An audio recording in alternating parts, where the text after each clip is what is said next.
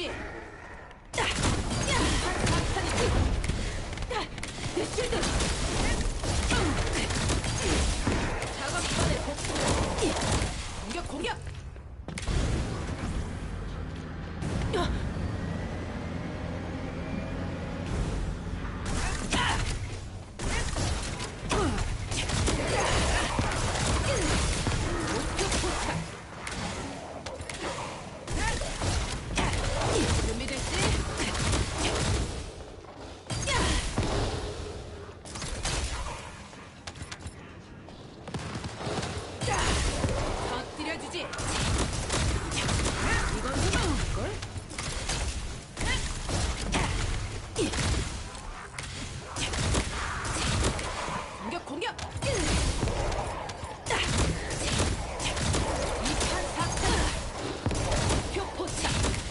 이거나 먹어라.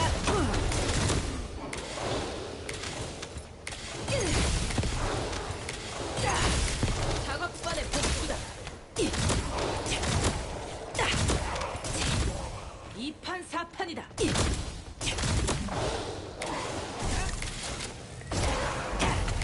작업반 나가신다.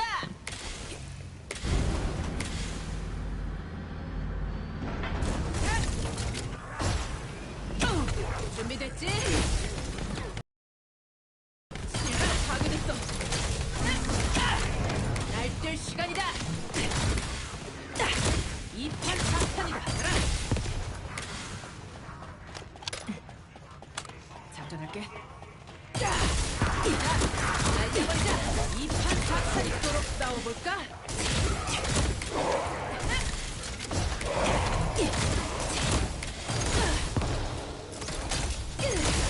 목표 포착. 공격 공격. 이거나 먹어라.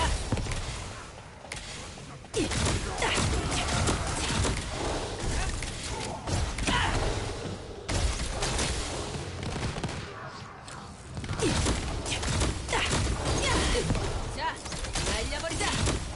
이건 걸?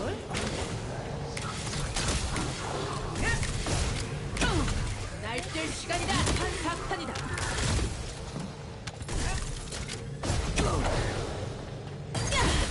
작업반의 복수.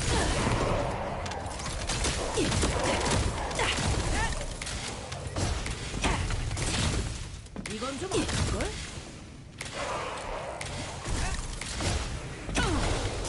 이 목표 작업하자. 준비됐지? 에너지 전개.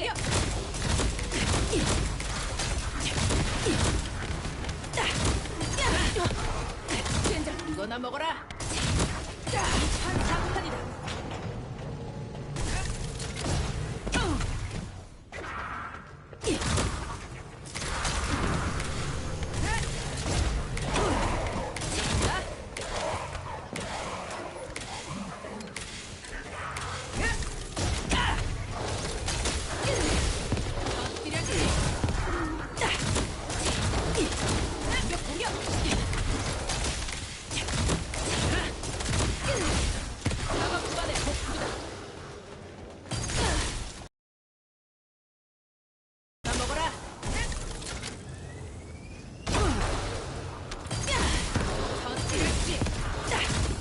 공격!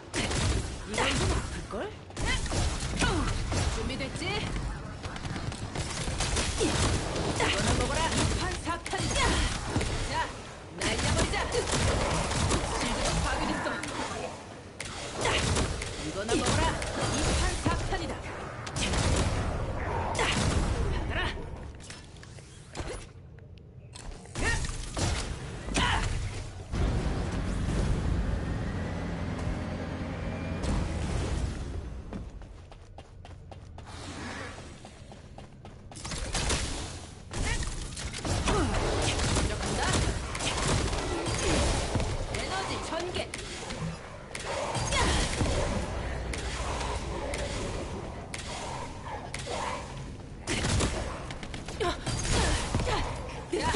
날려버리자.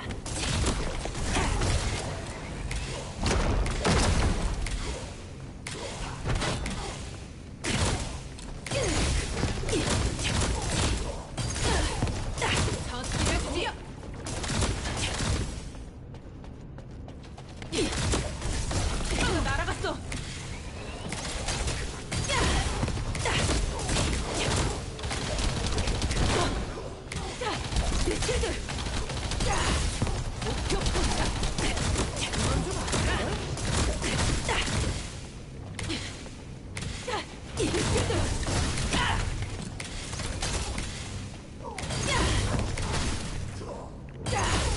작업반의 복수다.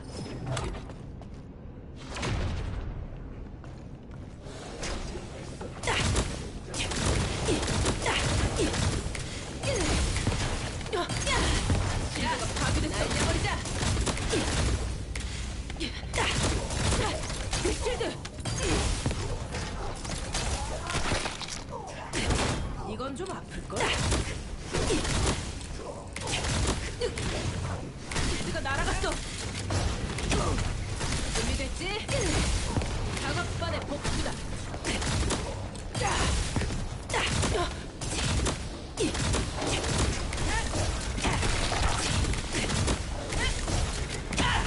먼저 간다. 터치해주지. 2판 4판이다. 작업반의 복수다.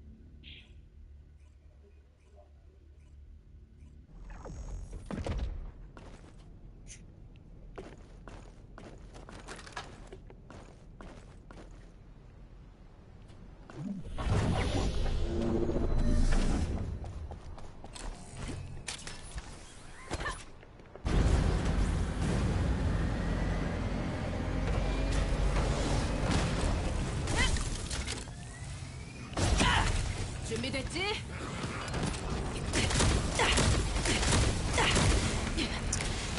실드 파괴. 들어간다. 작업반의 복수다.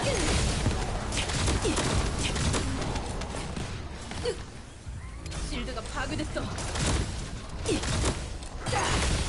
에너지 전개. 자, 날려버리자.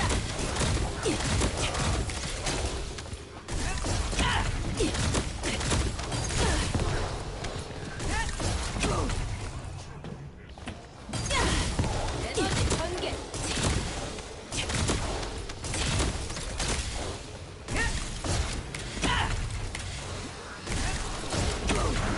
준비됐지? 시작. 2판 3판이다. 실드가 파괴됐어. 작업반의 복수다. 실드 파괴. 서로 싸워볼까? 실드 파괴. 에너지 전개.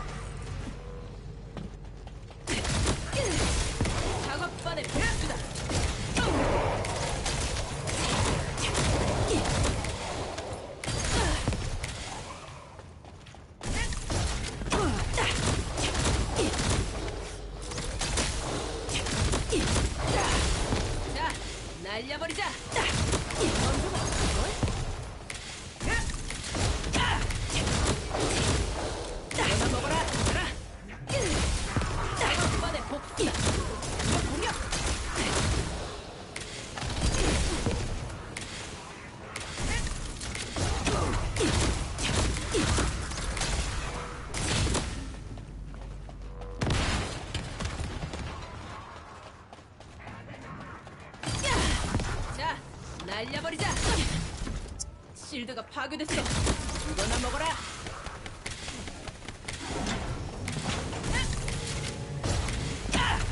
준비됐지?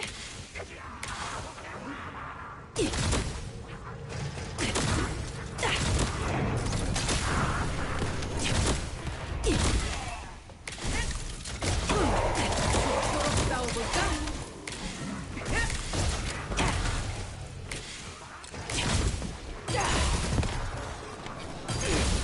목표 포착! 공격!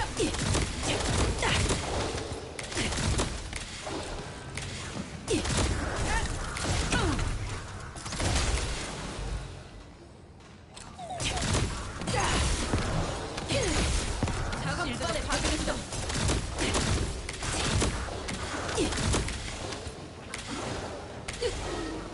실드 파괴.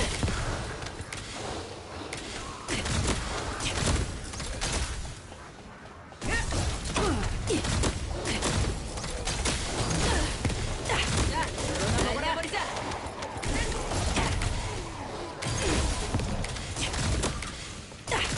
이건 좀 작업반의 복수다.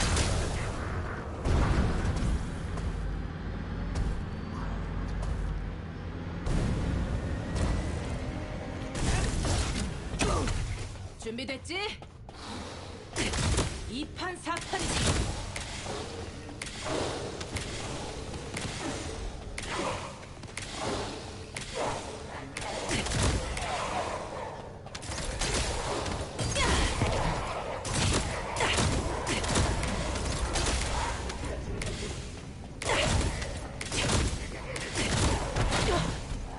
실드 날아갔어.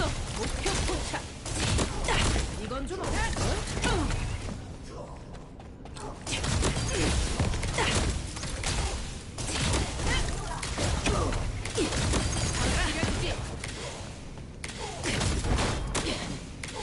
실드가 날아갔어. 이거나 먹어라. 공격. 이거나 먹어라. 실드. 이건 좀 걸?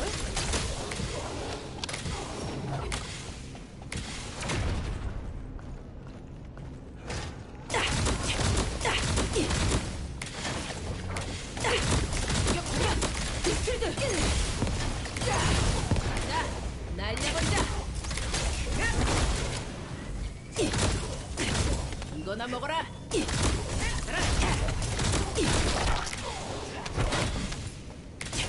2판 4판이다! 실드가 날아갔어! 죽여주지!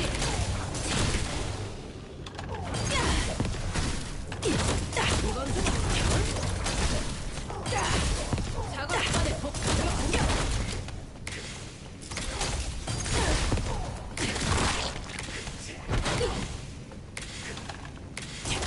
야들아! 터뜨려주지!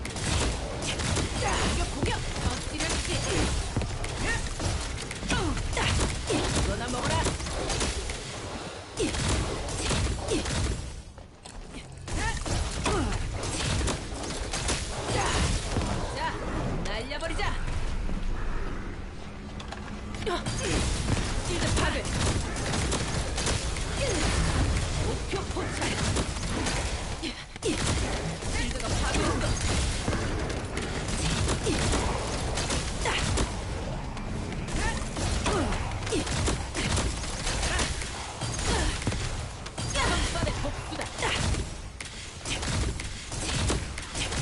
이건 좀 아닐걸? 먼저 간다.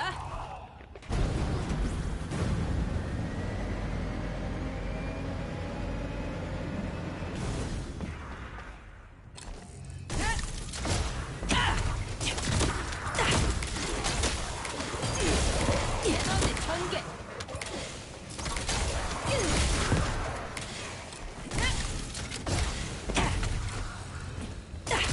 이거나 먹어라. 이건 좀 공격 공격.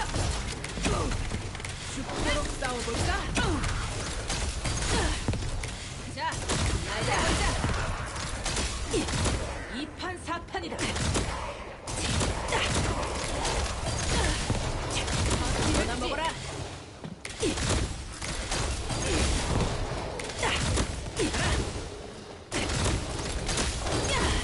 목표 포착. 공격 공격.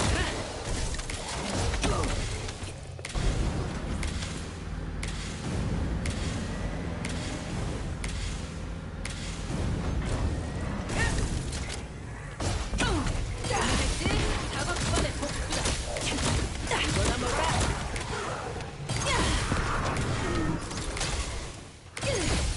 터뜨렸지.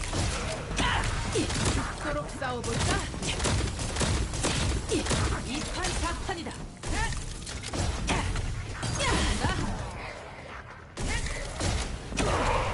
죽도록 싸워볼까?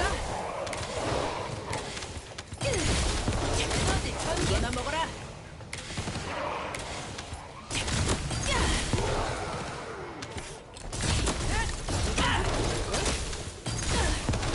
목표 포착. 2판 4판의 공격. 이거나 먹어라.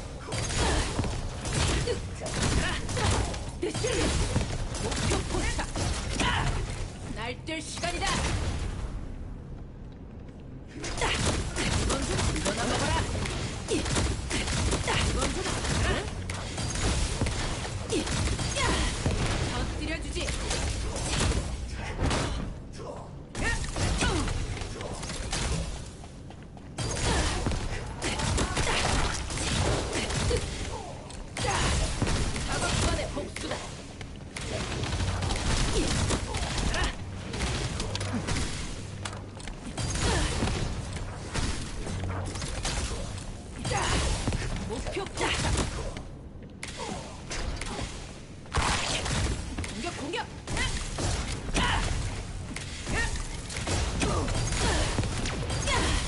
자, 날려보자.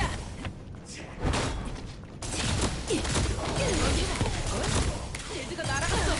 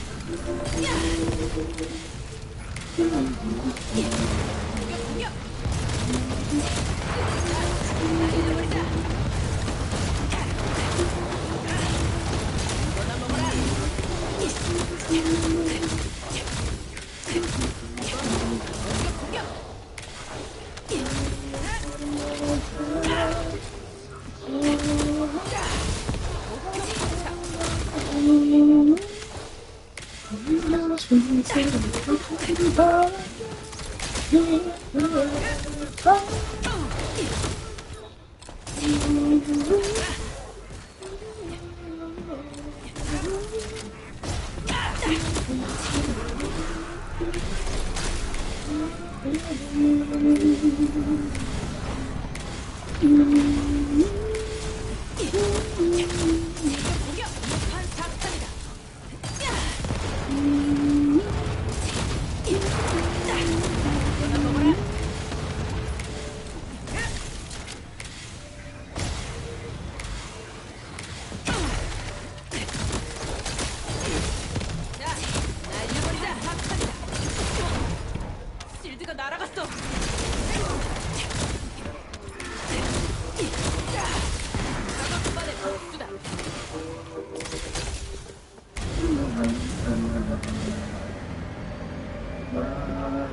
이거나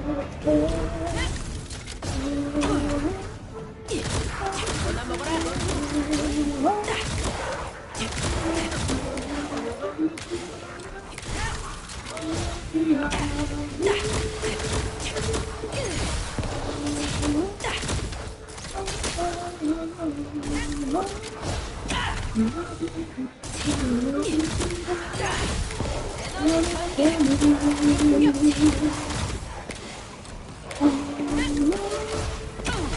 날뛸 시간이다.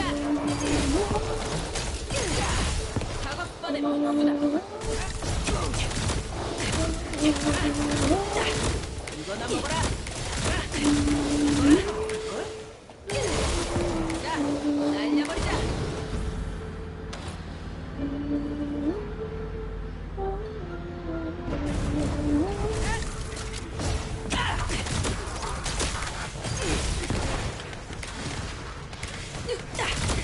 필드 파괴. 공격. 터뜨려주지.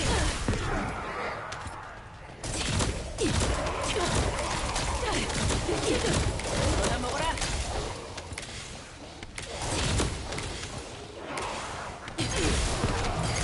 전개됐어.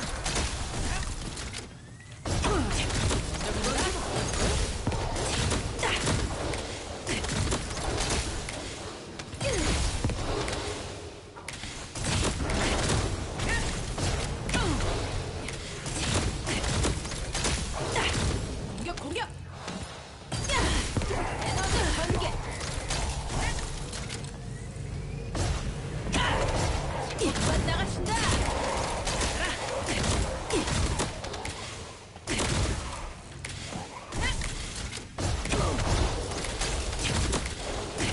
이건 이판 작산.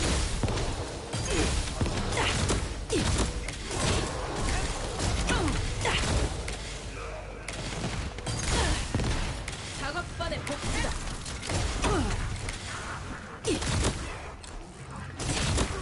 이건 좀 아플걸? 쉴드! 자, 날려버리자!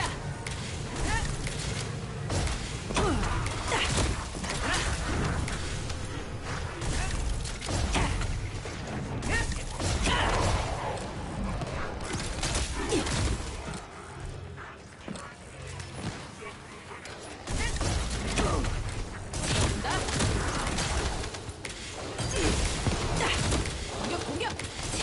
이건 좀 에너지 전개! 이거나 먹어라! 서로 싸워볼까?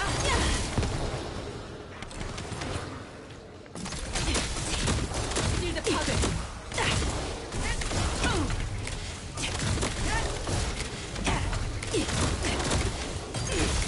작업반의 본주다!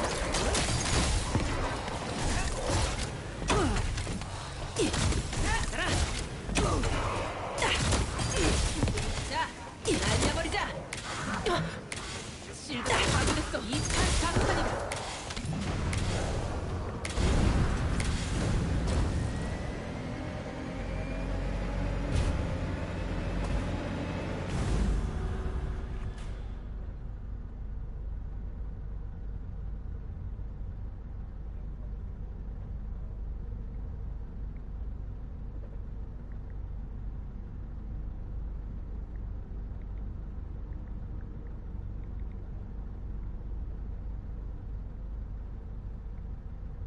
Small screen ads equals small screen attention when most of your advertising budget is spent on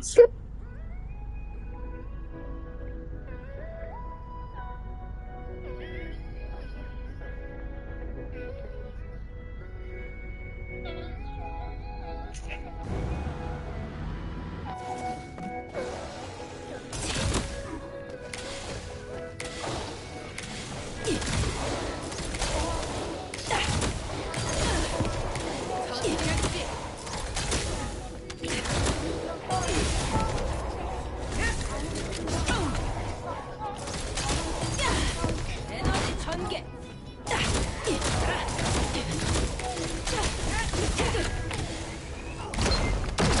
Bruh.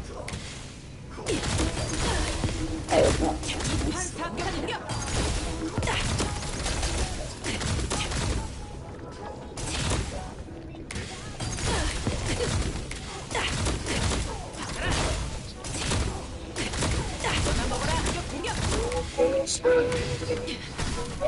실드가 날아갔어.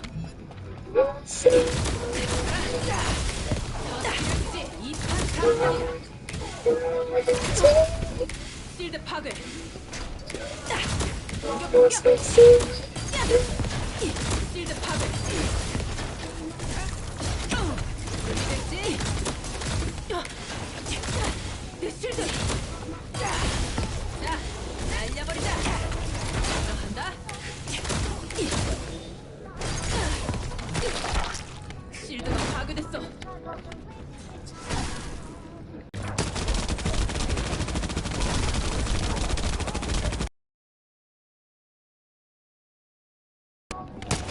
들어갈게.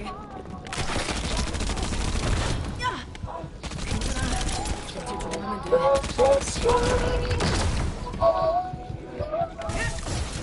질 조심하면 돼. 싸워볼까? 잠깐 나가신다.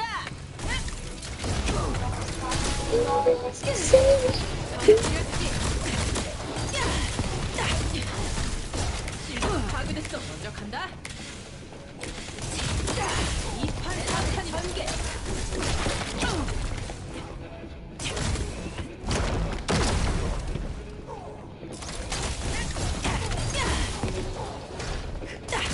이건 좀 아플걸?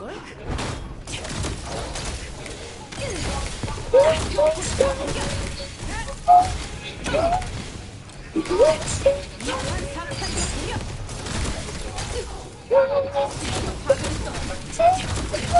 사탄이다.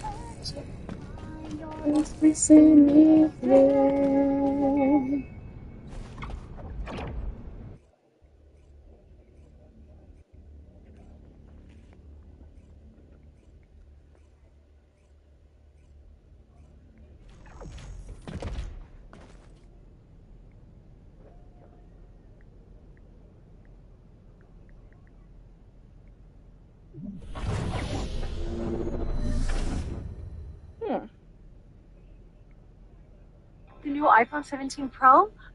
Oh my gosh. Skip it.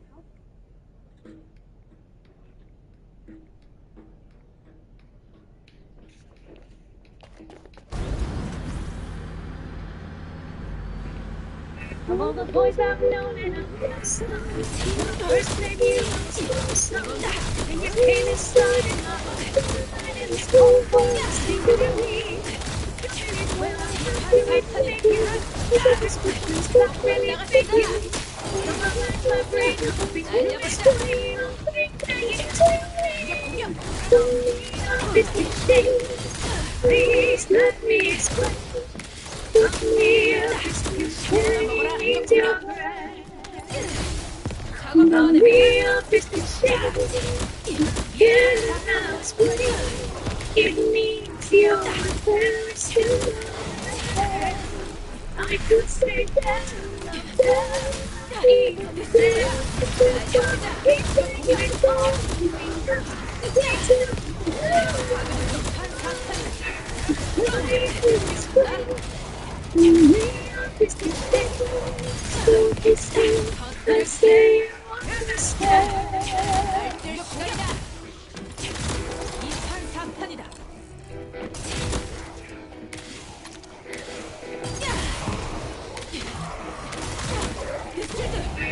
Me up if you shame real for let me try this place. I'll need a best to shame these black Blow me up if you shame it's a little brain and yet I'll say it again. It needs time and making for your head. I could say that wonderful, keep playing it on me. They tell you how.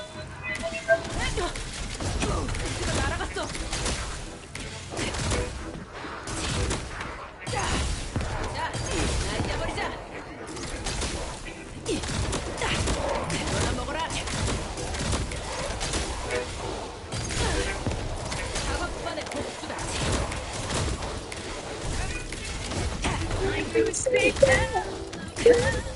Even stay down. Where we go.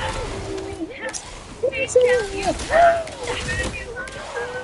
I try to explain. But we are different things. So kiss me and say you understand. So kiss me and say you understand. So kiss me and say you understand. 날려버리자, 진짜.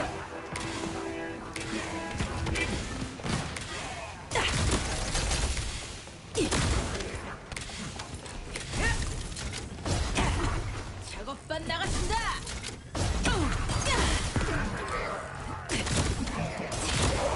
이판 사판이다. 목표 포착.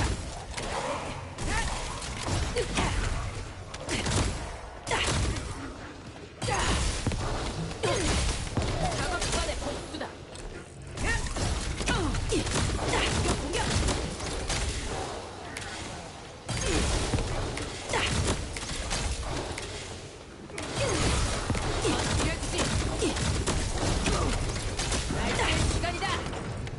Uh-oh. Did it again. Oops.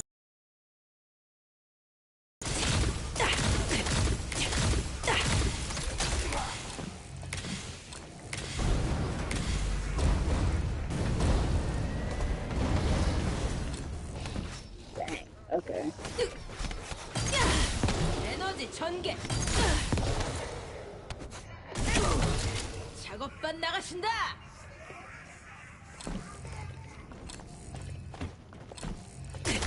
이거나 먹어라. 죽도록 싸워볼까? 사탄 날려버리자. 이건 좀 어떨걸? 실드가 파괴됐어.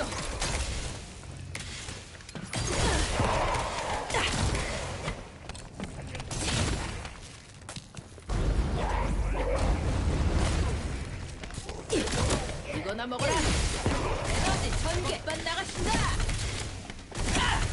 죽도록 싸워볼까?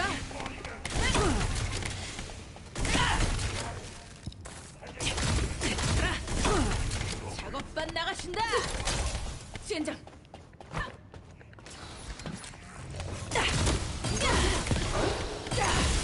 작업반의 복수다.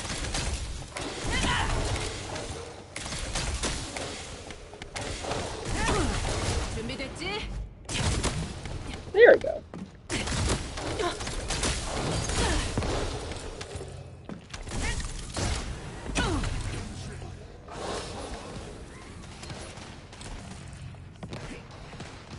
Bruh. Okay.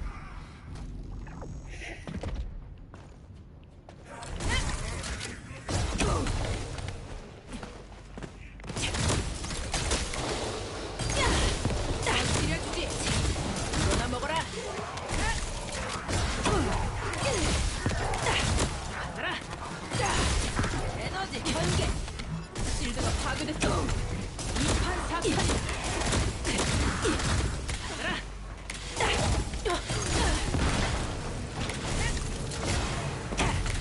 죽도록 싸워볼까? 이건 좀 어떨걸?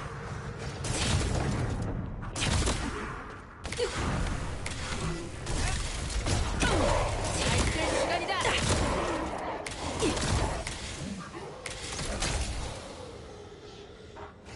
The holiday season means a house full of people all up in your internet. But with 100% fiber optic internet, provides the file, they won't slow you down no matter what you're doing. Skip. 공격. 자, 날려버리자.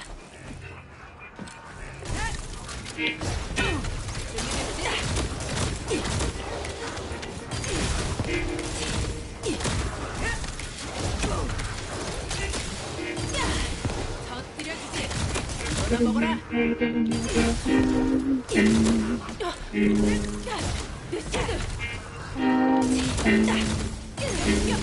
작업반의 복수다. 실드가 파괴됐어.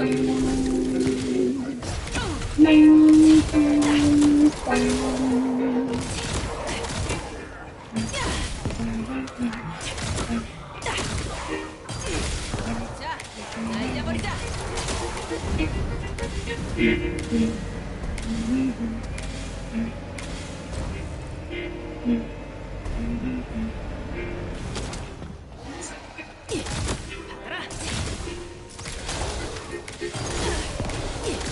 이판 사탄이다. 이건 목표 포착. 이판 사탄이다.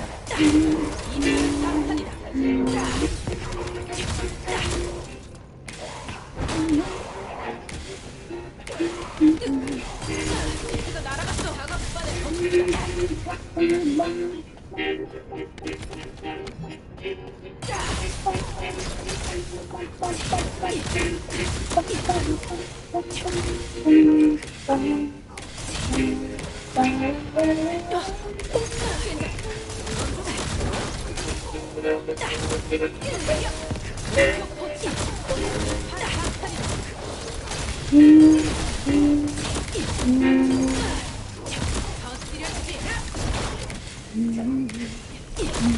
이거나 먹어라.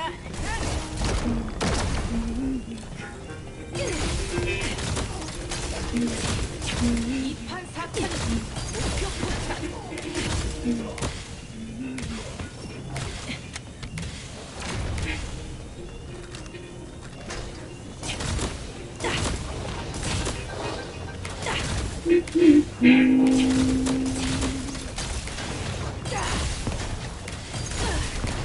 에너지 전개하라.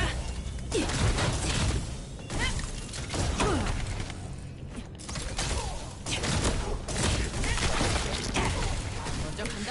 이거나 먹어라. 자, 날려버리자.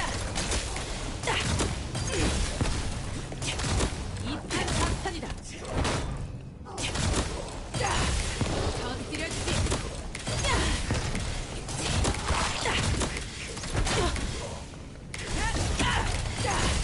목표 포착.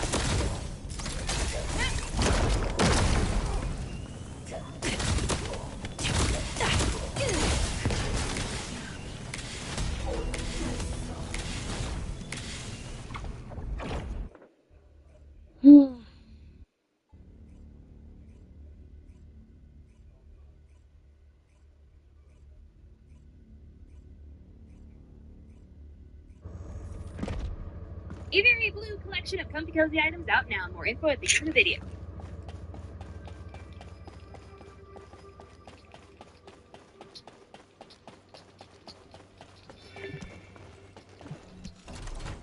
Excuse me, sir. I believe you're lost. Always this way. You know, the topic of squishing bugs has actually become a bit of a polarizing subject because of the internet, and it all amounts to good PR.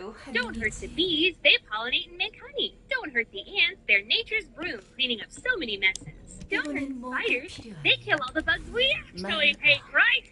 Flies and mosquitoes and roaches and termites, bed bugs and silverfish and wasps. Get them all out of here.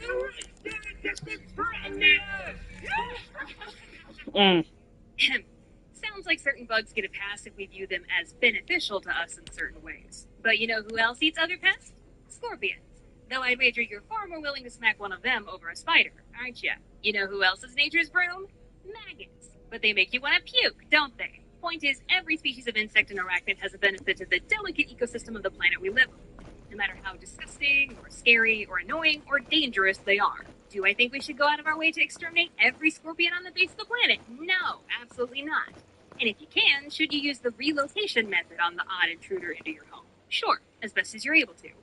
But is occasionally smacking a scorpion that's about to disappear into your bed sheets okay? Who's to say? I guess that's the discussion. I have definitely taken on a more empathetic stance on bugs as I get older, but it wasn't always that way.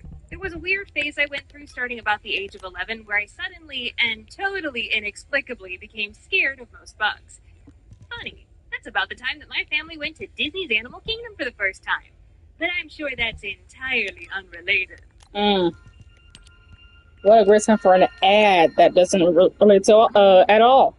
Skip. That's entirely unrelated.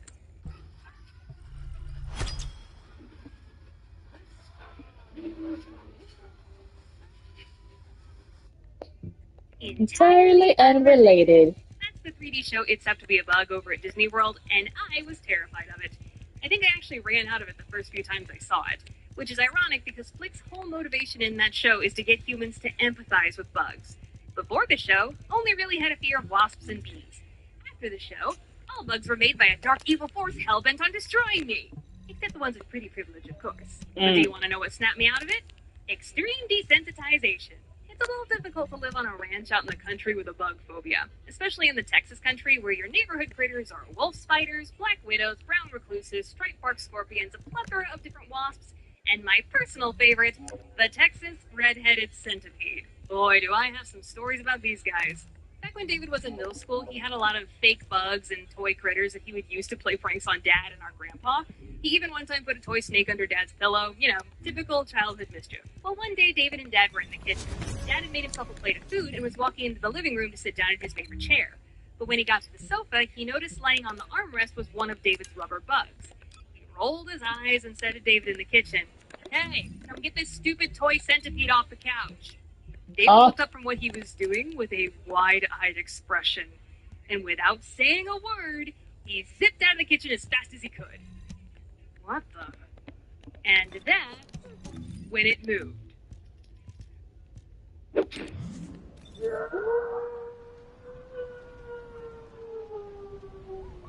David waited for 5 minutes, hoping that would be enough time. But when he went back inside, the couch cushions had been thrown everywhere, and a huge ruckus was happening underneath the dining room table.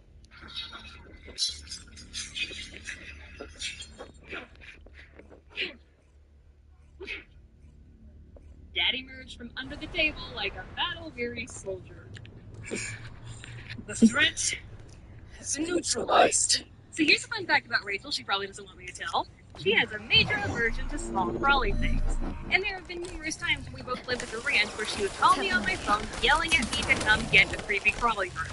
She even one time accidentally switched a gecko in her bedroom door at like midnight and called me to come pick up the little gecko body for her. Like I was some sort of criminal underground con to get rid of the corpse for you. Well, she's had her own run-in with one of these centipedes that probably still haunts her to this day. One night she and Mom were in the living room watching TV and she got up to make a drink. She hadn't taken 2 steps before seeing the movement out of the corner of her eye. She looked down and saw a giant centipede in the middle of the floor crawling directly at her. And I kid you not, she screamed so loud that it made the centipede jump. It may have scared her, but she scared it and slid under the couch and get away. Meanwhile, I was hanging out in my room, minding my own business. Yeah, we don't want to kill me right under the couch. We're sorry, hang on here right now. Think about it. And I never found looked for a solid or even moved the couch. But that thing had disappeared into the shadows. Well, done all I could do. This is low cheese, sis. Check your bed tonight. But hey, bugs are funny to me. Oh no. Who's the him? Sometimes called bush crickets. The mayor of night? Oh, somebody else. Like humans don't exist half the time. And they're mostly just annoying. They make humans really at night. But every now and then, the area gets overrun with them during the summer. Like, you have to watch where you step, kind of overrun. And one of their traits is they're very sticky. Get one of these on the hood of your car, and it doesn't matter how fast you're going down the highway, these bugs are like, no, blast Poseidon! One of those that had big windows. But when we walked in, a young woman whose table was right by the front door stopped us. She had a fearful look on her face, and she said, "Oh my God, there's a huge bug on the front of your car." Huge. We looked over at our car, and seated right there on the hood was a katydid. Just doing his thing. I turned back to her and I said, "Oh, yeah, that's a katydid." She said, "I was just so sure it was going to jump on you as you walked by." You heard the sound, honey? We explained to her that they're super chill little dudes. Probably couldn't harm anyone even if they tried. An opportunity to help educate a city kid. You know, now that Charlie's here, I think it's appropriate to throw in a bonus story though. As I mentioned before, we have a lot of different species of wasps that made their home around our ranch. One day I was outside with Charlie and our breezeway just hanging out. Suddenly, we both noticed a big red wasp sitting on the floor. Still alive, but for some reason it had been grounded. Charlie fearlessly went up to it, and before I could stop him, he slammed his nose right onto it. He sniffed it, jerked his head back up with his ears perked, touched his nose, do it again, pulled back again, and... genuinely think he was just telling you. I wanted to make sure that everyone knew that the anger beam was right there. You're a real funny one, man. But the biggest white girl thing that I do love is getting 실드 cozy. 전략 소모. And what a coincidence! We're in cozy season finally, and I've got a new collection of cozy items. We have a hooded blanket that you can wrap yourself up in that has a very clear message to everyone around you. And maybe my hair. And they're covered in potion bottles, mushrooms, and windows. The stealthiest lounge pants I have ever put on, I swear to God, with a beautiful potion throwing sign, a very stylish and warm sweater featuring Rubber Hose Toon Becca. And speak of the devil herself, Rubber Hose Toon Becca has her very own plushie for you to cuddle with. Since these go perfectly with my new sketchbook, I did a lot of work on this new video in that sketchbook. I love it so much. Get them while they're hot. The link is also in the description below.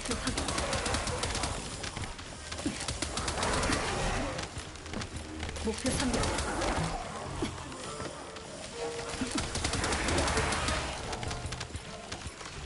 목표 확인. 실드 재충전이 필요하다. 목표 선별.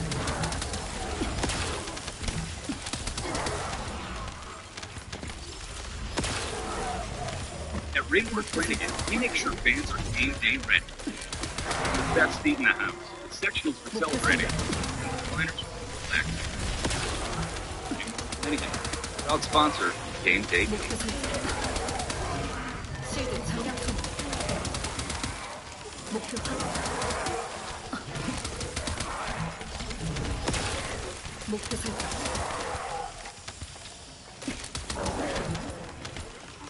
목표 확인.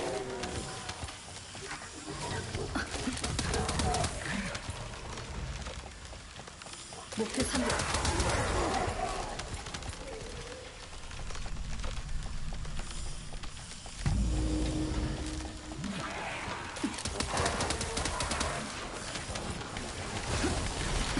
숨어서 소용없어. 목표 설정.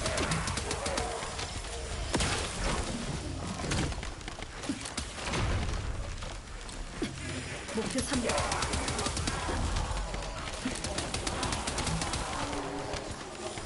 목표 확인.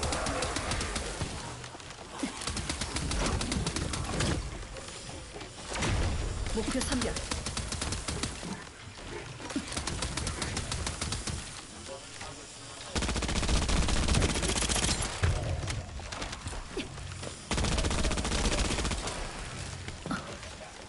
목표 확인.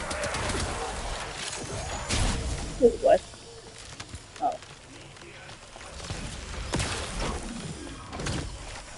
목표 선별.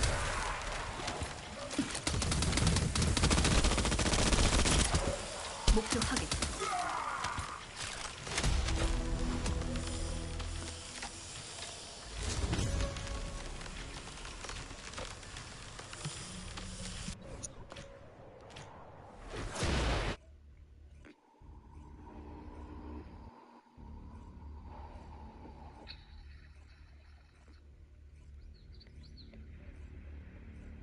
Oh, hey, explainers and entertainers. Glad you're here. Was just doing a little research now that, this one has arrived. He's able to leave the treehouse, but can't, or maybe won't, follow me out of the woods. He's a lot quirkier now that he's a ghost. Oh, but we can talk about that later. Given a lot of sports are going on this time of year and none of us nerds can escape their influence on society no matter how hard we try, it all made me think of my own very complicated history with athletics. Let me explain. I showed a general disinterest in sports really early in life. While I did occasionally enjoy some backyard baseball with the neighborhood kids, I was much more motivated by creative things, like putting on plays in our living room, singing, dancing, and building things. But my parents wanted Rachel and I to be on sports teams. For some reason. I guess to teach us something.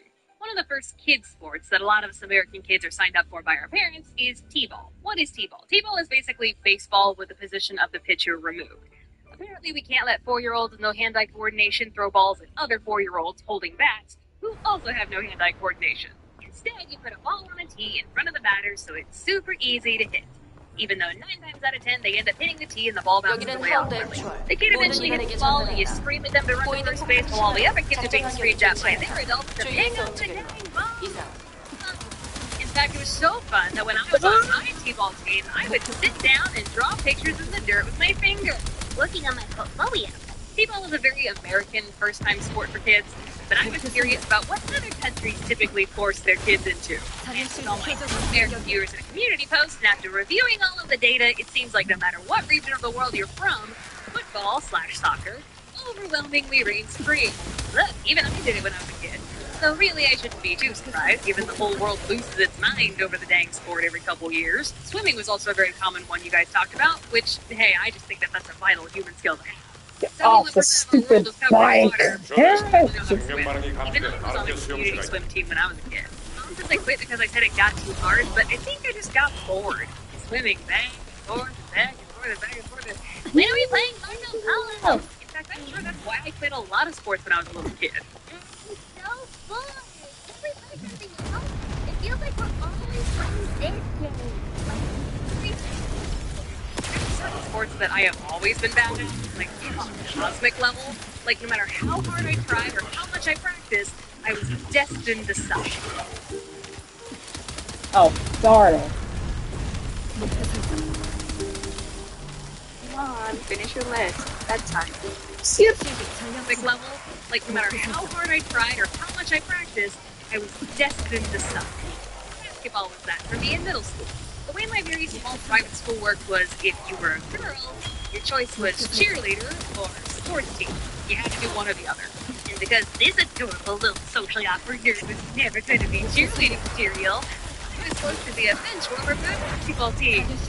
I hated every minute of it. But the one time I got even a glimpse of happiness while playing, it was stolen away from me. The girls' team was practicing during PE one day while the boys sat on the bleachers watching us.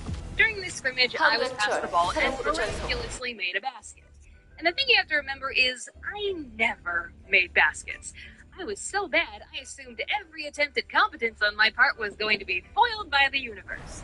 So when I scored that two-pointer, I got excited enough to give myself a little old cheer. But after the game, I was approached by the boys in my class. 여기는 하운드 M2. 작전 지역의 보이드 농도가 심각하다. These boys had themselves and were posing like a gang of bullies in an anime. With the leader of the gang, the meanest boy in class, dead center with all the other boys surrounding him. The leader boy said very coldly, "Hey Rebecca, you acted like you've never scored a basket before in your life." And the boys around him all laughed. Well, I was so shy, sensitive, and non-confrontational that I just blushed and ran away. Tears welling up in my eyes. Insert solving here. Ugh, good. Sure hope you enjoy your future loveless marriages.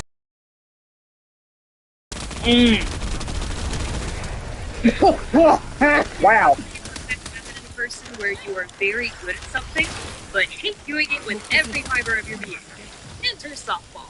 My parents signed me up for a league outside of school, I think about the time I started middle school, and my big mistake was showing I had natural ability. I somehow picked up softball skills very quickly and was actually a pretty good player. The problem was I was only a good player during practice. Because here's something fun I discovered only just this year in my late 30s. I had an undiagnosed anxiety disorder for my entire life. So when it came time for game day in this softball league, I would get so nervous that all of my skills flew out the window, especially when I was up to bat. Did that work? Did I scare you? No.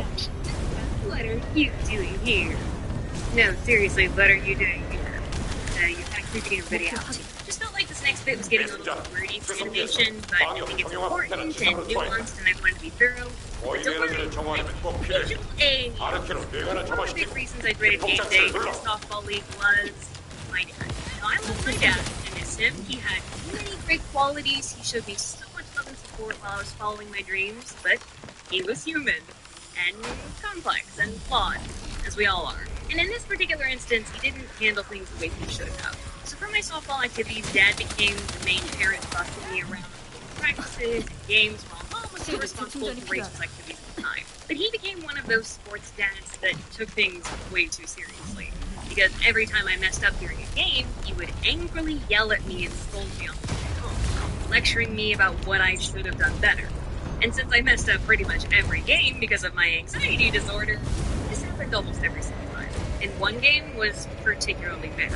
I think I was at the end of my rope, I was burned out, tired, and wanted to be anywhere other than playing center field in this whole game. Suddenly, a ground ball was hit directly to me, and I just didn't get my glove down in time. It passed right through my legs, costing us a couple runs, and ultimately the game. And my team was actually really good because this was our first loss of the whole season. All because of me. I was overcome with dread, imagining my dad was going sick. But one of the worst parts about it was he was so mad that he didn't say a word to me in the first half of the drive home. I think a lot of you know that situation, that piercing, deeply uncomfortable silence. It made me so anxious that I just couldn't take it. Went through the drive, I asked, Dad, and I sometimes wish I didn't ask, because that's when the floodgates opened. He began to scream and yell and rant and rave about my mistake, about letting my team down, my work ethic, etc., etc. He told me that even my coach approached him after the game and asked him, does she even want to play? He then began to scream at me that I shouldn't be playing softball for him, I should be doing it for me, and while that is completely true, the message was poorly delivered. I didn't have any life experience or wisdom at the age of 12 to understand what that meant in that moment. I simply didn't have the confidence or the emotional intelligence to help my dad understand my anxiety on game days. In that moment, I was just upset that I was getting yelled at and that I had let my father down. So I didn't end up quitting that season, I just tried harder. I still had the same anxiety during games as I always did, if not more now, but I didn't make any more game-costing mistakes. Now, I don't tell you this story because I want you to feel bad for me or to be mad at my dad. That's the last thing I want. No, I tell this story because I want every kid out there to know that you're happiness matters. And just as my dad was ineffectively trying to tell me on that car ride home, you shouldn't do something just because you think it's what your parents want, or what your friends want, or class, or school, or church, etc. Oh, come on, you stupid. Your parents find sports, stay active, join a club, learn some skills. But you are allowed to keep searching until you find the right one for you. Just because dad played football doesn't mean you have to. Just because mom didn't fulfill her dreams of becoming an actor doesn't mean you have to. Repeat after me. I am not an extension of my parents. I am me. Take this as permission from Mama Becca to advocate for your self-stylings. And you know, softball wasn't all bad. I retained some pretty useful skills, like throwing accuracy.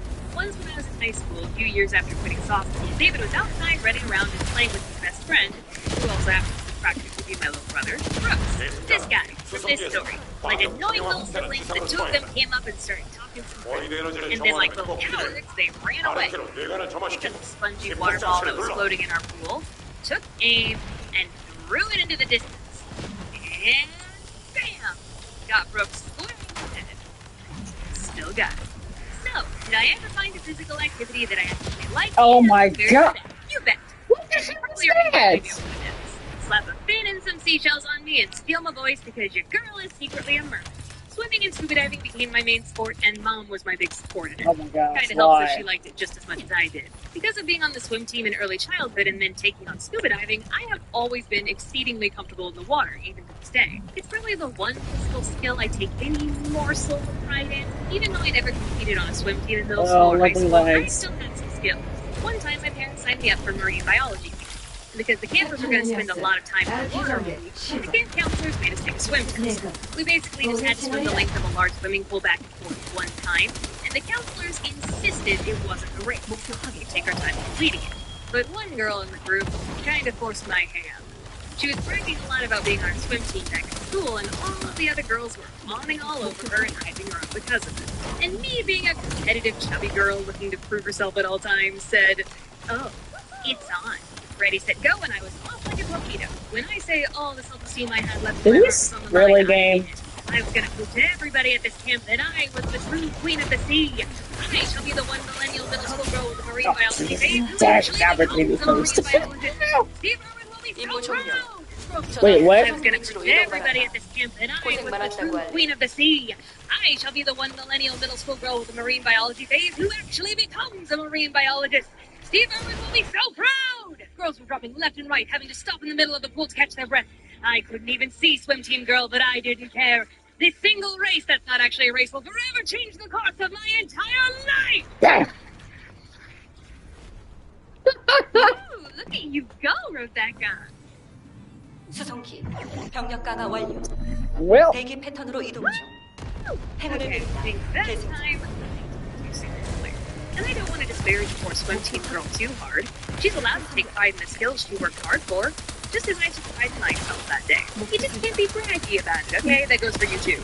I think the whole moral of this video should be boiled down to this. Pursue the sports and activities and hobbies that get you excited. Something where you wake up every day and you can't wait to push yourself to get better. Not because you think it's what someone else expects of you. Now what I expect of you is to make it safely out of my woods and enjoy the cold weather. And keep an eye on your ghost pets. Thank you so much. Oh, again? Wait, where's it at? Oh, you got a great thing. Oh. They already advertise on social. Why would I advertise on Paramount as a manager? Well, let me ask you. Yep.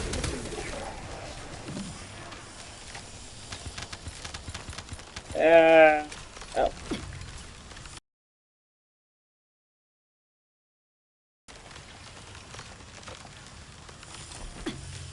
주변에 생명 반응이 감지되는 아르케 수용체가 있다.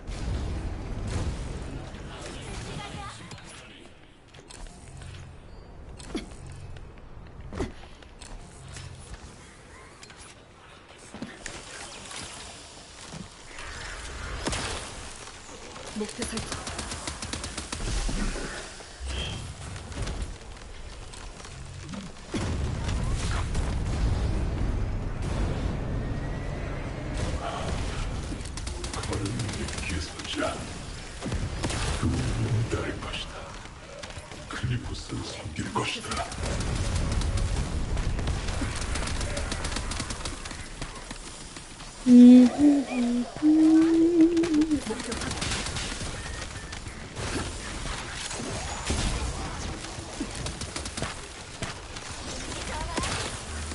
목표 설정.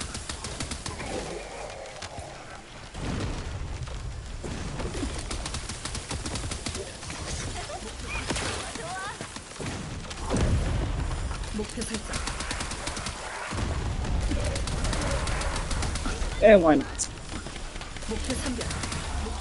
Stay till the end of the video to see how you can get one of these guys for free. Right. Happy 10-year anniversary, Explainers and Entertainers. Can you believe it? This channel has been around for an entire decade. I even over-rendered my hair for the occasion. You like it? Hope so. Live action Becca toiled over it for hours. 10 years on YouTube and I've become the personal stylist to a cartoon character. To mark the celebration, I have a very special story for you. Grab some champagne and brace yourself, Explainers. This is the one I've been keeping in my back for an entire decade on this channel. I give you the Barracuda story. If you've been around long enough on my channel, you already know that since middle school, I have been a scuba diver. Mom and I both are. And can I just say, I kind of giggle a little bit that we as a society consider scuba diving to be an extreme sport, because that would make me an extreme athlete. Oh yeah, baby, you like what you see? I am built extreme. Mind you, I'm not saying that scuba diving doesn't take serious training and has dangerous aspects to it, because it does. Just look up the effects of water pressure on the human body and you will see what I mean. But I don't really know how it got put in the same category as skydiving. If my equipment fails underwater, I just swim to the surface while steadily exhaling my breath. If your equipment fails when skydiving, you get to spend the next minute watching the ground get closer. Perhaps using that time to ponder the life choices that led you to this moment. I should have just bought a motorcycle. Now, one thing that certainly can go wrong when scuba diving is interactions with the wildlife. But please understand that in most of those cases, it is 100% the human's fault. And in the story that I'm about to tell, yeah, I may have done a big oopsie. When I was in 7th grade, Mom and I decided that we wanted to spend a 3-day weekend diving in one of our favorite places, Cozumel, Mexico. We even invited our diving friend Susie with us because, you know, the more the merrier. Now, very often on dive trips, Mom and I would find one of the ladies around the island offering hair braiding services and get my hair braided in cornrows with colorful beads on the end. Reasons for doing this: 1, I was totally pulling it off, and it did not look completely stupid on me. I don't know what you're talking about. And 2, most importantly, it made managing my hair on these trips so much easier. No need to deal with salty, tangled hair getting caught everywhere with these neat and tidy braids. So when we got to Cozumel for our 3-day weekend, we immediately got my hair braided with beads. Ooh, shiny. Day 1 of diving was great, so we were very excited for day 2. It was a small group, just me, Mom, Susie, a married couple, and our dive master. The dive master is basically the guide, responsible for keeping everybody safe, getting us from point A to point B, and showing off all the fishies. We were all having fun, relaxing, floating along, looking at all the pretty things, when we got to a shallow area that had a sand bottom and lots of big rocks scattered about, each one covered in coral and fish. We were all gathered around the dive master, who was showing us something at one of these rocks, when he turned to look upwards and pointed. Hanging out near the surface were two pretty large barracudas. You can play out the action. Skip. Look upwards and pointed. Hanging out near the surface were two pretty large barracudas. Yeah, this guy. Remember him? The one that ate Nemo's mom? Remember that childhood trauma? Of course you do. We're all still paying for therapy for that one. Although this guy looks to be a Pacific barracuda, and the ones we're dealing with today are the great barracuda. Bigger, faster, and way more intimidating in my opinion. They are very aggressive and cunning hunters that rely on quick surprise attacks to kill their prey, and they'll have a go at just about anything if they think they can take it on. Well, our dive master pointed them out to us casually, but then turned back to the rock to show us something else. I, however, was more interested in these two giant predators. I hovered over my group watching the barracudas for a little bit, when I noticed they both slowly started coming towards me. Now, I was a big old marine biology nerd back then, and I'd read in books that barracudas tend to be curious and follow divers from time to time. As long as you're not spearfishing or provoking them, they won't go into bitey mode, so I wasn't too concerned about them approaching. The bigger one came in close and turned the entire length of his body towards me, his eye flicking about, looking me up and down. He was large, pushing 4 feet, maybe longer, and the second one eyeing me from behind him wasn't much smaller. Not to forget those big sharp teeth are a trait you can't exactly ignore, especially when they're that close. Close. In the midst of all of this, it suddenly occurred to me. He's quite close. In fact, I could maybe reach out and touch him right now if I were dumb enough. Maybe I should check to make sure my group isn't leaving without me. I looked over my shoulder, expecting everyone to have moved on a few yards away. But what I saw instead made my blood run cold. My group was huddling together like frightened prey animals, just staring up at the barracudas, their masks perfectly framing the terrified looks in their eyes. Lovely sound design.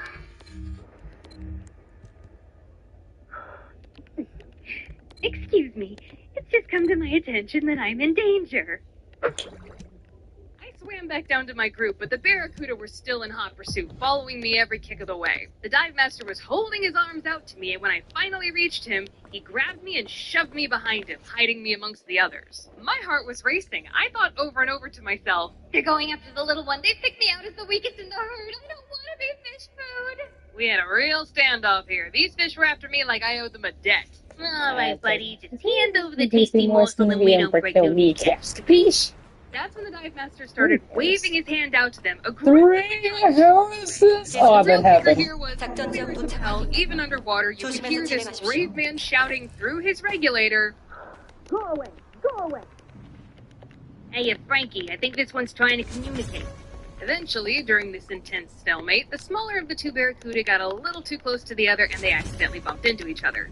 Startled by the contact, they zipped off into the void of the blue sea, never to return. The dive master turned around to see all of us applauding him gratefully. He smiled with his eyes, stuck his hand inside his wetsuit, and made the motion of a very fast heartbeat. You and me both, buddy. We returned to the boat, and when we were all on board, I yelled out, "What was up with those barracudas?" Well, the thing I forgot to mention about our dive friend Susie was that she also was an expert dive master with decades of experience, and she helped shed some light on the situation. I had never read this in my fish books before, but barracudas are very attracted to shiny objects. Reason for that? They look like the scales of fish. You know, the thing they hunt. And what, pray tell, had I tied into my hair that was floating all around my head while we were underwater? Ding, ding, ding, you guessed it, shiny bees. I had made my head into a giant fishing lure.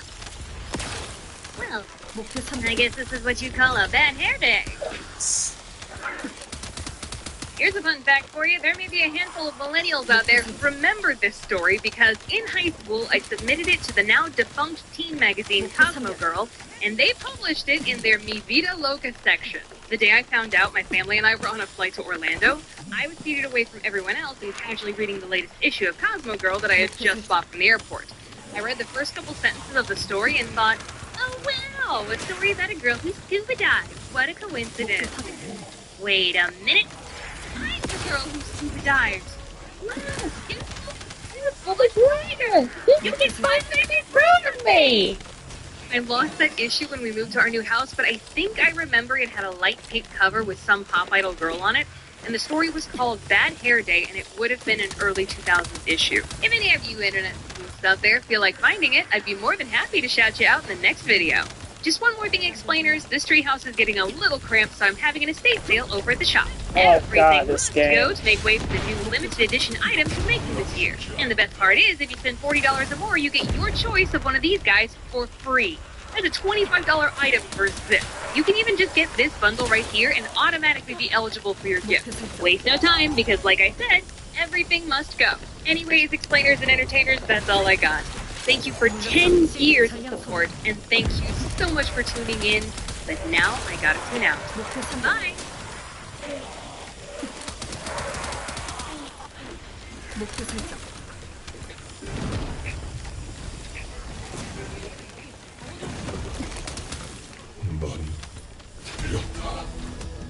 임무 종료. 수송기를 그쪽으로 보내겠다. 어서 귀환해.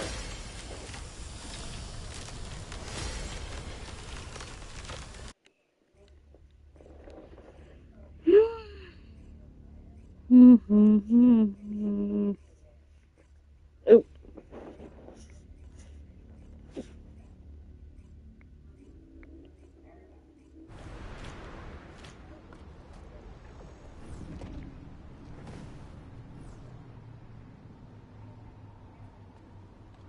여기는 하운드 액추얼. 모든 인원에게 전달한다. 보이드 폭풍 심화로 작전 환경이 좋지 않다. 주의해서 움직일 것. 이상.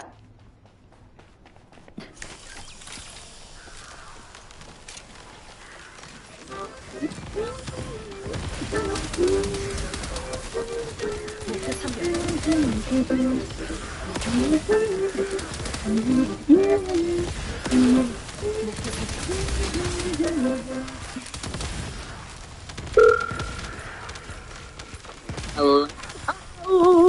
Pie's Pizzeria. Who better to cook a pie than a surname? Can you be associated? Greetings, pizza jockey. Your phone has been blessed by the great and powerful Trixie. I cannot get that at all. Ugh. Hello? Trixie. Hello? It's uncomfortable to death. Perhaps Trixie's intro took too long. No matter. She'll just try the direct approach.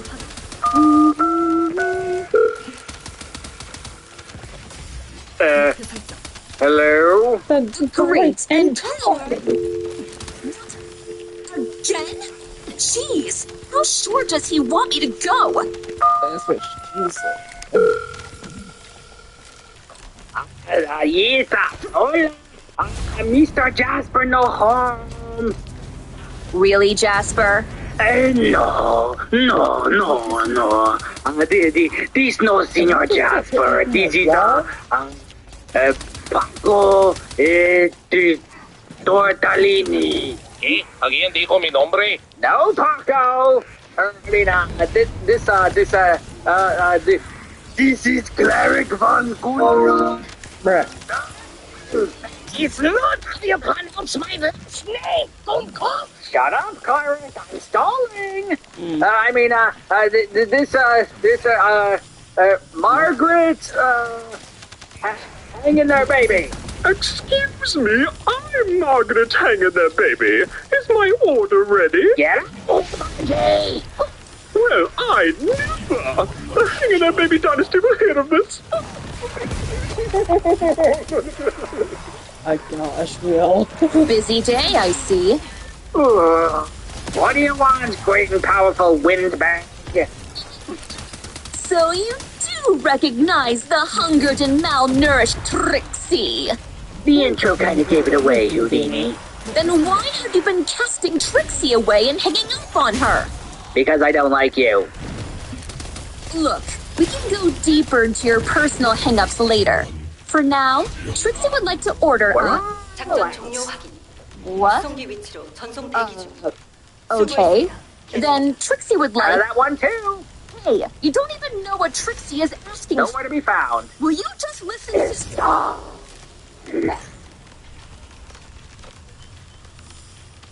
sensing some hostility in that tacky little fez of yours.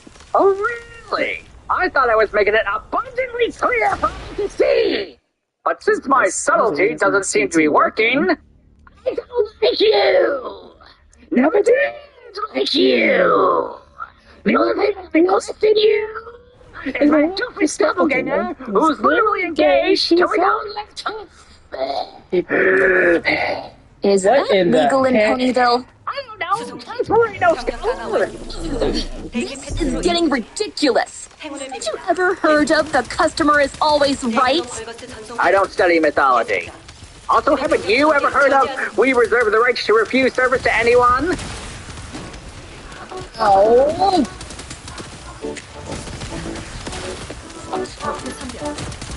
I can skip this, so that's fine.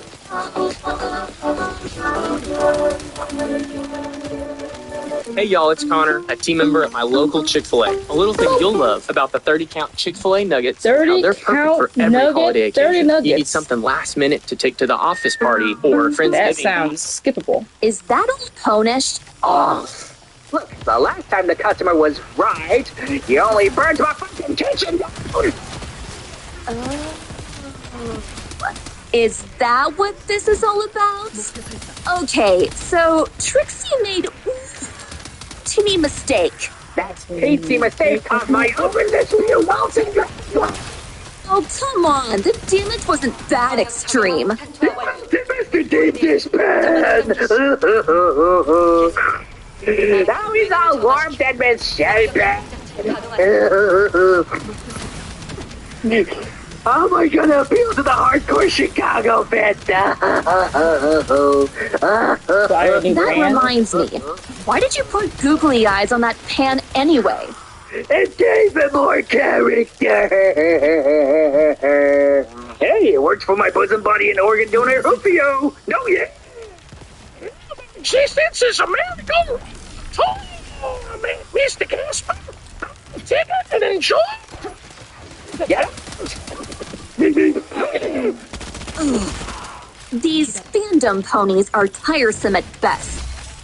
Anyways, yes, Trixie nearly destroyed your kitchen, but she was only trying to ease the burden of the stressed and uptight Jasper by cooking her order for him. How is Trixie supposed to know that he's not qualified for kitchen duty? Why do you think they make you get a food handler's license before you go into the industry, fool? Oh, really?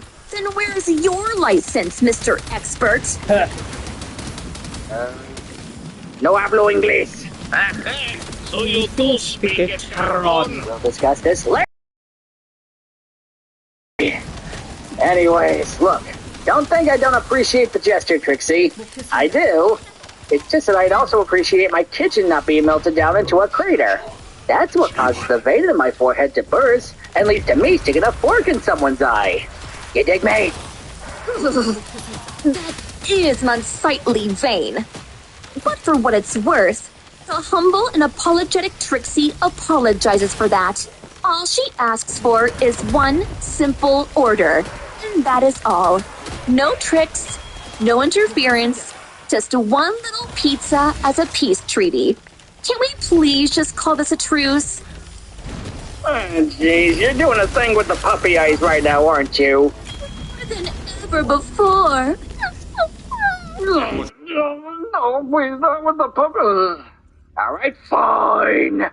What can I do for ya? Ooh, goody goody. The hungered and famished Trixie would like one fruit salad pizza with grapes, cantaloupes, and pineapple. You do have pineapples, don't you? We do? But everybody goes to extreme and unnecessary lengths to not order it. And call it heresy because memes. And guess who gets to hear about it 52 times a fucking day? Yeesh. Why is it such a big deal anyway? They allow disgusting anchovies to be a choice of topping. Why not pineapple? Thank you. I think I would say it's true. I don't understand the pizza hate. memes, all the pizza memes, and I hear every single one.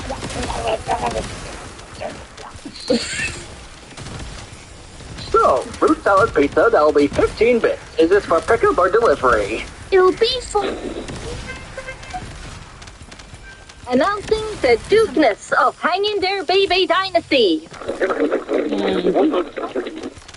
You're joking. Nope. 여기는 사령부. 적들의 증원이 오고 있다. 집결적 타격을 요청한다. You sponsors it on spot. What's saying is Sebastian's making my little marching voice this quiet. Were they a drag princess? Why me? Why always me? It couldn't be him. It couldn't be her. It's always gotta be me. So uses violence like says one of the these heresies. He's good to ward sources and forces.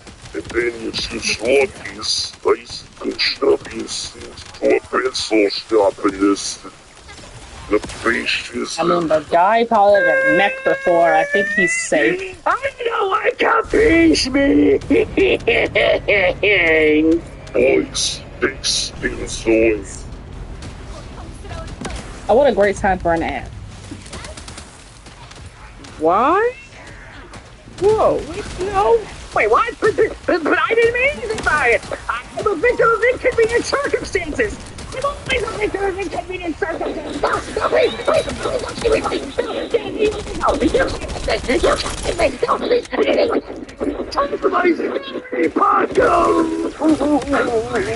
Si, senor.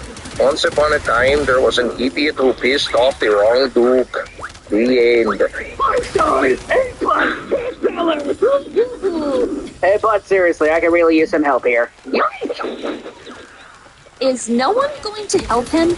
This stuff happens almost weekly. He should honestly be expecting it by now.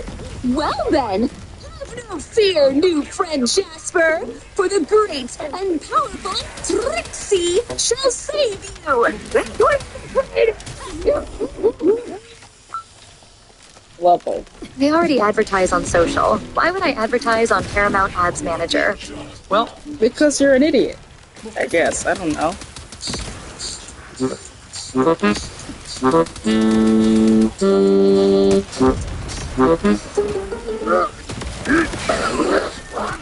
Let your kids watch it.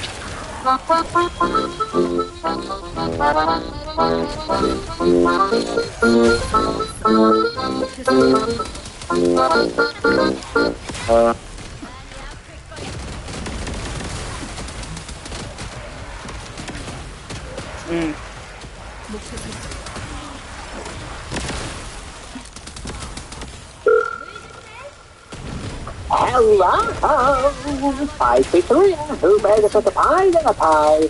What is the kind of helping I can do for you? Hello. Somebody ring me on my phone.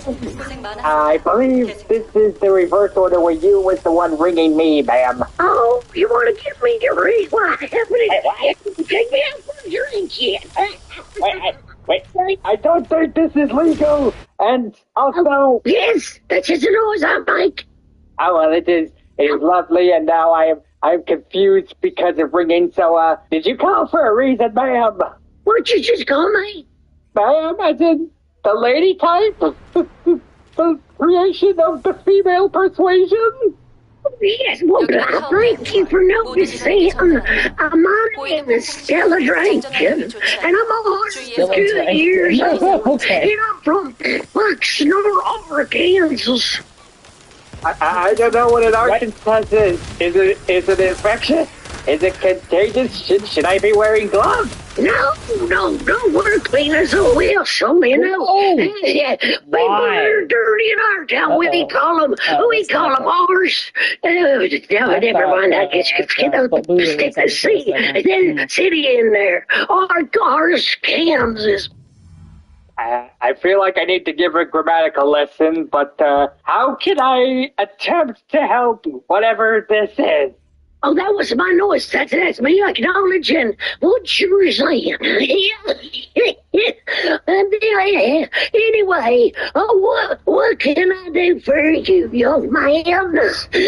Just remember, You are talking to still drinking, and I'm 102 years old, but still fit as a missile. Oh, yeah, fit as a somehow I got that sense about you, and, well, you can help me by probably ordering some pizza. I make them. You want to buy me a pizza? Oh, baby, it's so delightful. You sure are a silver-tongued devil. I tell you what.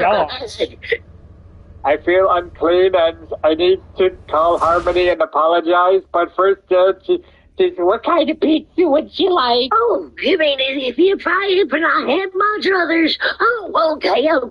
What can I have? What would you like me to have on the pizza that you're buying me? You're so sweet. Wait, I ain't paying you nothing. I am selling you for you to pay me for the pizza.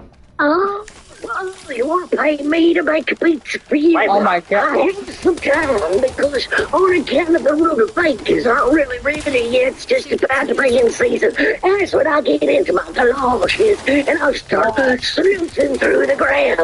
We're trying to go to rutabagas, but we were kind of living in the marsh. First thing is, we have to contend with the gators. What the hell is a rutabaga? Oh, I'm sorry. I did not know. Maybe you're blind or something. I will speak louder. Yeah. Wait, if I was blind, how would that affect the hearing process? I don't know. When I stopped seeing too well, people started talking louder like I was some kind of a mental patient or something. I do not know. I do. I don't understand people. Wow, I have no idea how they can associate you with a mental patient. It's a complete mystery to me. 1 hour later. Meow. Oh, hey there. 1 hour So later we can into just an ad. talk now. Do you know how to manage my kids' schedules? Can I get things? What's the next step? Skip.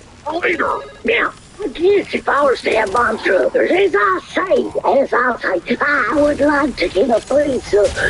Well, if I have my druthers, let me see if I have my druthers. I'd start with some rutabaga because it's not quite in season yet. That's one. And maybe some cheese. That's what people always seem to be putting on their cheese. And if you got any axle grease on me, because I have a hard time swallowing. I started that when I was 93. Somehow I knew that would count. Okay, so we got a rutabaga, a cheese, and an axle grease. Don't forget the mushrooms. Of course. Where would society be if I forgot the mushroom? Of course, you are delightful to talk to, young man. I tell you what. And the next move, wrapped in the trailer park, coated in barbecue sauce, and sprinkled with chicken. This is what you are, and this is... Oh, yeah. The hard-boiled eggs on that will be lovely. Just lovely, young man. And now, I also would like to get the cheese in the crust. I understand that's what people do these days, and I think they sound wonderful. They're doing all kinds of stuff, calling each other hard-boiled eggs or something, and saying they're this or they're that. Well, I love it all. Personally, I identify with a food processor. Yes. So you want all that, and you want me to shove it in the food processor? No, darling, you're just trying to be so mean. If you could see past all the foundation, I would be blushing. But there's about an inch thick of that stuff right there, right now. Now, okay, what else? Can I get a side order of, let's see, what do I want to order of? I'd like to order a therapist. Oh, I know. We here in the Dragon family, we take kindly to any kind of restraining order. That's where I'm going to start. I'm going to start with that. Restraining order with some cheese. Can I get about 5 restraining orders, please? Well, I don't mind indulging just as much as the next gal, but you're moved a little fast. I tell you what. I think we got lost in translation there, madam. Oh, my hair took. Well, I make sure to eat my pizza with a little pinky in the air. How about that? Yeah, you just I'll leave a tip for you. I don't want the tip. I don't want the tip. I don't accept tips. Tips are forbidden against my religion, and I'm not even here. Oh, you're with one of them cults. My great uncle Victor, he was in a cult once, and I tell you, don't. Bruh, I couldn't even freaking move. It's lined with our liquor. Family heirloom is our moonshine. The rest of it there. You won't know if it's Kool-Aid or anything. 2 hours after that. Okay. What are we talking about again? I was just sitting here contemplating my life choices, and then suddenly I get a call from the next lady. Oh, there she was on the phone. Of course she did. Why wouldn't she? Oh, I love these shiny hair voice. You got him one of them that dulcet tones. You sound like a male angel. They're still called angels, not just because of women. I didn't know angels had the gender specific. That's how come they make little angel parts. You know what that is? That's when you tune in a jar, a little tiny mason jar, and on certain occasions, you smash it into an open fire, and little bitty angels come out of there. You know, the minute you started talking, that is exactly the kind of pastime I pictured for you. That I was still on the market. That is great. Good for you. 10 out of 10. The bottles up her angel fire. Did you say you're back on the market? Oh. Well, you know, it's been a while since I dusted off the old engine, but yeah. I'll tell you. You will dust nothing. 18 hours late. 18 hours? Hello. Oh, I don't know. Is this thing working? I don't know. It's been working. I wish it would not work, but it's been working. You sound like my first dog. He was a scamper, that one.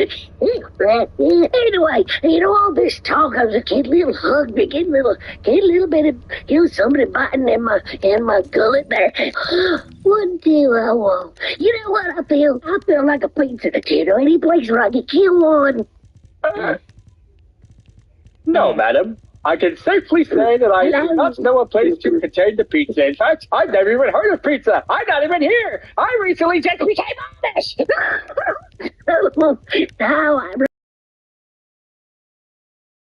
I don't even know if I'm here still right now, but that is what you call an existential crisis. Yeah. So, I would like a medium with cheese in the crust and a little, maybe you can get a possum. I'll have a little sliver of possum in there. I'm sorry. This is a possum. I'm not writing any of this down. I am currently balled up in the corner, trying to rethink everything in life that has ever happened. Oh, well, you sound frustrated. You know what you should do? Get yourself a pizza. Always cheers me up. You know what? I will do exactly that. I will leave now and I will get a pizza and you just keep being you. Yeah, about 15 minutes I think to get here. I don't know if this is Uber or not Uber Eats or if it's skip the dishes. That's what my brother-in-law does. He eats all my food and he accidentally skips the dishes. Well, no, loafer. He's a loafer. Anyway, I should be going now because I got my heart set on that possum. Well, I wish you luck in getting the possum. Excellent.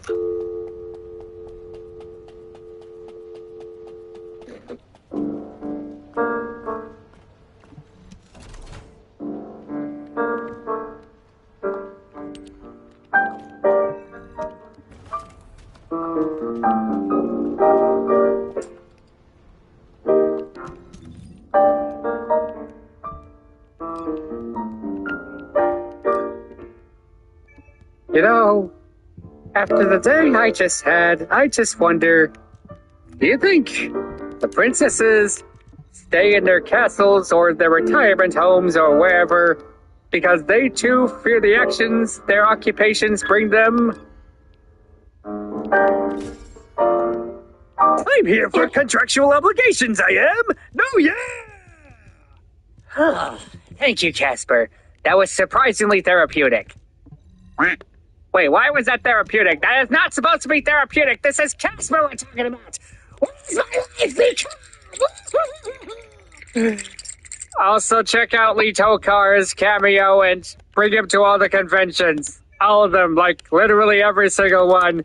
And thank you for watching, and I am going back to bed until life decides to stop doing everything twice!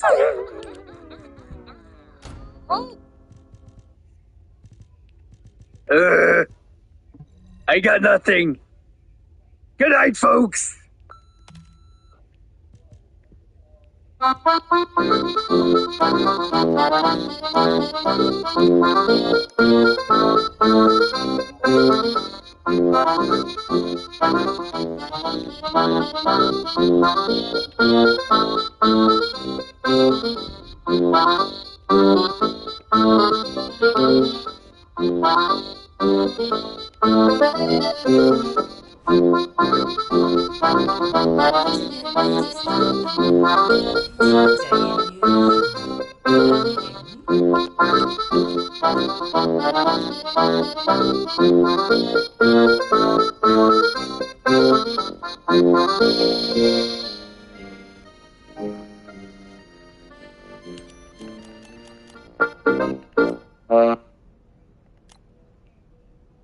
On today's episode of Dream Homes for Grown-Ups, Peppa Pig's family needed more space since welcoming baby Evie. Skip.